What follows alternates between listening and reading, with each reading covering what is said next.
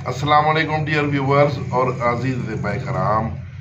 Myasthenia Graves, इस मर्ज के बारे में कुछ दोस्तों ने काफ़ी मैसेज किए हैं कि इस मर्ज की तफसील बताएं, इसका असबाब और अलामात और इसका इलाज बयान करें। तो मज़मून थोड़ा सा लंबा है, जो सुनना चाहते हैं शौक से सुने और इसको समझें और समझ कर फिर इसका इलाज करें। तो इस मर्ज का जो सबब है वो शुरू होता है गुद्दा तैमूसिया से, जिसे थाइमस गलैंड कहते हैं। ये गुद्दा तैमूसिया की खराबी से शुरू होता है।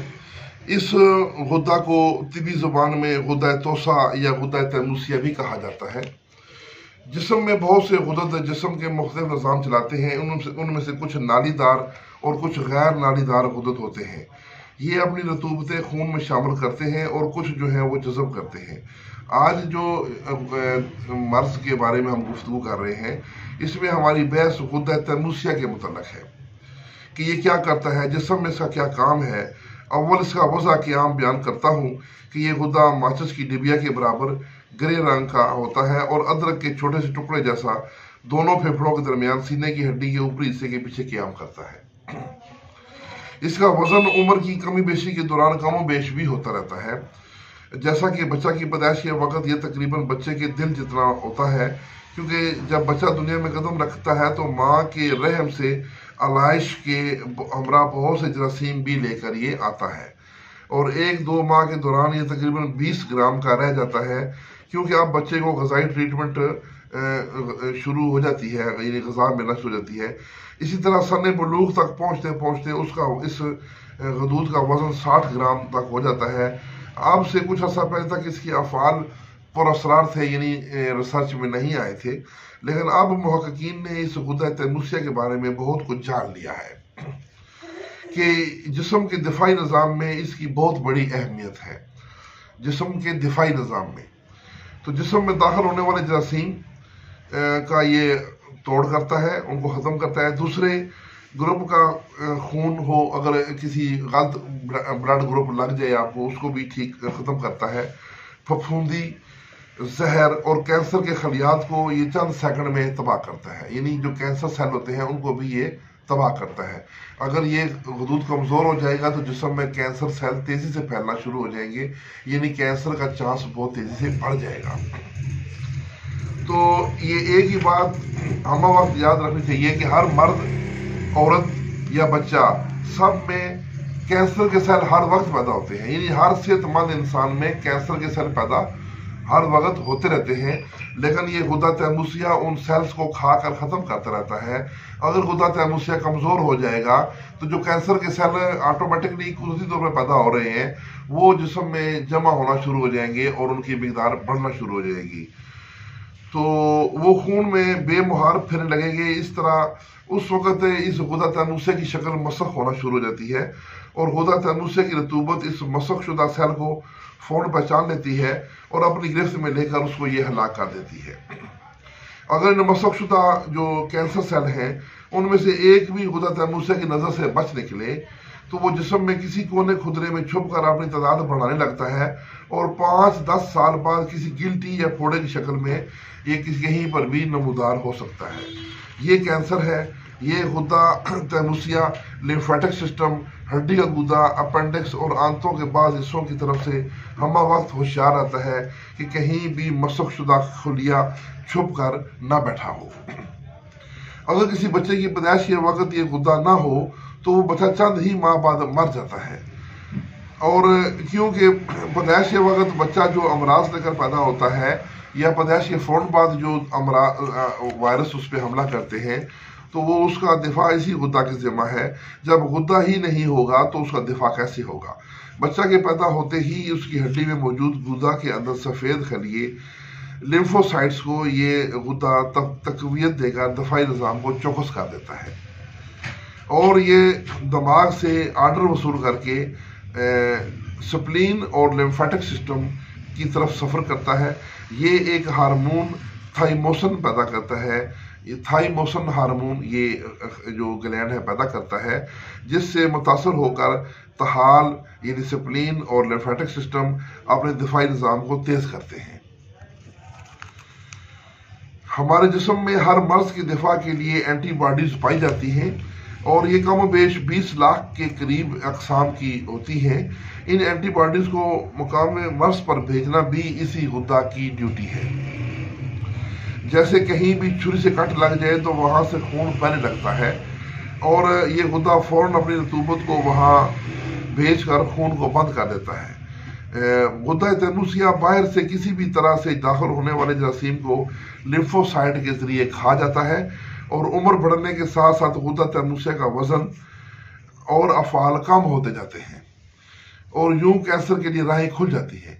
इसलिए आपने देखा होगा अमूमन पिछली उम्र में जो बुढ़ापे में कैंसर का हमला बहुत ज्यादा होता है, यानी जो बूढ़े लोग हैं उनमें कैंसर की रेशो बहुत ज्यादा पाई जाती है।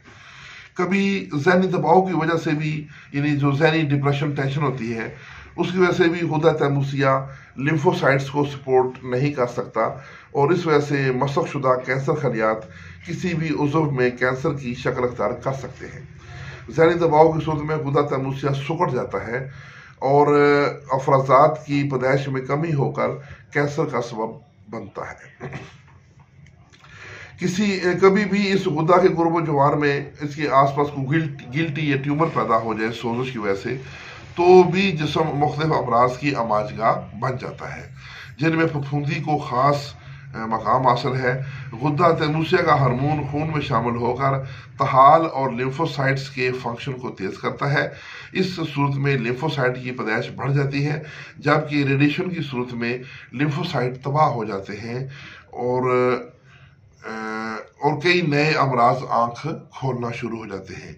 रेडिएशन में जब लिम्फोसाइट मर जाते हैं तो उनका असर खत्म होते ही इस गुद्दा में फितरी तौर पर तहरीक पैदा होती है और लिम्फोसाइट पैदा करने वाले अज़ा यानी कि हड्डी का गुदा, आंतों के मखसूस हिस्से दोबारा काम करने लगते हैं। तो अब जनाब आते हैं इस मर्ज माइस्थीनिया ग्रेविस के इलाज की तरफ। इलाज के हवाले से तशखीस, अलामात और दर्जात मर्ज को मद्देनजर रखना बहुत ज़रूरी है। दवा तजवीज़ करते वक्त इन दर्जात को मद्देनजर रखना बहुत ज़रूरी है, यानी कि दर्जा सोजश का है या वर्म का है या तरशो का है या खदर का है। तो हर मर्ज की तिब्ब यूनानी के मुताबिक आप जानते हैं कि 4 दर्जात होते हैं। तो कशरी असाबी अद्विया और अगजिया से लेके असाबी मुखाती अद्विया तक जाना पड़ेगा। ये जो मैंने टर्म यूज़ की कशरी असाबी, इसका मतलब है गर्म तर और असाबी मुखाती का मतलब है सर्द तर। तो कभी इलाज बिलजज़ब भी करना होता है, जैसा कि माइस्थीनिया ग्रेविस को ज़ोफ़े उज़लात, यानी माइस्थीनिया ग्रेविस में जब ये हाथ पाँव के उज़लात काम करना छोड़ दे, फ़ौरन की कैफियत आना शुरू हो जाए, तो ज़ोफ़े उज़लात की अलामत ख्याल करते हुए यहाँ पर असाबी अदविया दी जाएंगी। लेकिन जब मर्ज का जोर टूट जाए तो तब उज़लाती मुखाती इलाज यानी इलाज बिलजज़ब करके उज़लात को ताकत देनी है। और लेकिन इस बात को हमेशा मद्देनजर रखें कि मसक शुदा छुपे हुए कैंसर सेल को खून से निकालने के लिए, कैंसर के सेल को ख़त्म करने के लिए कशरी असाबी दवाएं भी साथ आपने लाजमी देनी है। अगर शुरू से ही कैंसर तशखीस हो गया है तब कशरी असाबी तरियाक 2 हिस्से और कशरी असाबी मुसफ़ी नंबर 1, इसको मुसफ़ी नंबर 1 भी कहते हैं और कशरी असाबी मुसफ़ी भी कहते हैं, ये एक हिस्सा मिलाकर ये दिए जाते हैं। शुरू से आखिर तक यही दवा और ग़ज़ा होगी।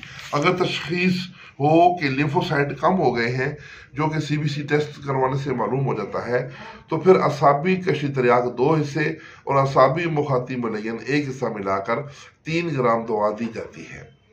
तो ये जो टर्म्स मैंने यूज़ की हैं ये नुस्खों के नाम हैं। ये नुस्खों के नाम आम तिब्ब यूनानी के मुआजिन इनसे इल्म होते हैं। ये नज़रिया मुफ़रज़ा अरबा और यूनिफिकेशन थ्योरी के जो स्टूडेंट हैं वो इनसे बखूबी आगाह है।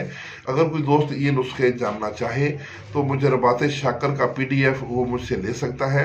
उसमें ये पूरा मुकम्मल फार्माकोपिया मौजूद है। तमाम नुस्खाजात के नाम भी लिखे हुए हैं, उनके आगे अज्जा और फ़ायदे भी लिखे हुए हैं। तो लेकिन ये PDF मैं सिर्फ उन अतिबा कराम को दूंगा कि जो मुझे ये तारफ़ करवाएंगे कि वाकई वो तबीब हैं और किसी ऐसे मरीज़ का इलाज करना चाहते हैं, तो उसको मैं ये ज़रूर PDF दूंगा। मेरा WhatsApp नंबर नोट कर लें 0345 55 80471। तो जनाब WhatsApp पर मैं आपको इसका PDF दूंगा। लेकिन आपको ये पहले बताना पड़ेगा कि आप वाकई तबीब हैं, अपना रजिस्ट्रेशन या अपना विजिटिंग कार्ड मुझे भेजेंगे तो फिर मैं आपको उसकी PDF दूंगा। आम लोग मुझे तंग न करें, क्योंकि इतना वक्त नहीं होता कि मैं हर किसी को PDF दूँ। दूसरा ये है कि आम लोग चूँकि अनाड़ी होते हैं, खुद ही नुस्खे बना के यूज़ करना शुरू कर देते हैं, तो उससे उनको नुकसान का ख़तरा भी होता है, लिहाजा उनके गुनाह में मैं शरीक नहीं हो सकता, इसलिए उनसे माफ़। इसके साथ ही इजाज़त, वस्सलाम।